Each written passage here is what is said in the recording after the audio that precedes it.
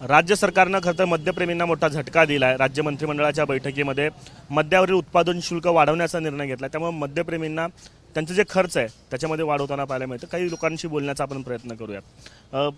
काय रेटनं तुम्ही आधी दारू घेत होतात आणि आत्ता काय रेट होते?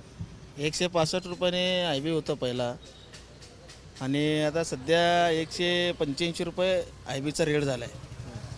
हे मग IBचा रेट करून आहे ना, लाडकी बहिणीचा दिशाभूल करून आहे ना, इथं घ्यायले ते लोक। असं म्हणणं आहे की लाडकी बहिणीवरती जे खर्च होत आहे त्याचा महसूल तूट भागण्यासाठी मग हे खर्च याच्याकडे वाढवलं असं म्हटलं जातं। लाडकी बहीणचं काय प्रश्न नाही याच्यात। लाडकी बहीणचा जो आहे ना, तो पैसा जो दिशाभूल करून लोकांना द्यायलेत ते इथनं वैशाप व गॅस टाकी व परस्पर आपला परिवहन हे आपला बस टाकी बस आहे ना, त्याच्यामधनं यांनी काढून घ्यायले ते।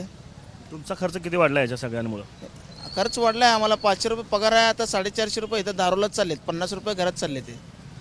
नाही, सरकारने निर्णय घेतला हे बरोबर आहे, चुकीचं नाही आहे। रेट अजून वाढवायला पाहिजे। हां, कशामुळे आपल्याला असं वाटतं? संख्या कमी होईल ना, पिणाऱ्याची संख्या कमी होईल। ज्याने दिवसभर पित आहे ते संध्याकाळी पिईल, हां, किंवा एक टाईम पिईल, सकाळ संध्याकाळी नाही पिणार त्यांनी। पण खर्च वाढेल का? जे मद्यप्रेमी आहेत त्यांचा खर्च वाढेल? खर्च कसं वाढतं? वाढतच नाही ना, हे महाग झाल्यानंतर फरक पडतंय ना। अच्छा, हां, त्यामुळे सरकारचं निर्णयाचं स्वागत आहे म्हणायचं। स्वागत आहे, बरोबर आहे, अजून वाढवायला पाहिजे रेट। चालतंय, काय अडचण नाही। काय कमी नाही पिलं तर काय होत नाही, काय फरक पडणार आहे का?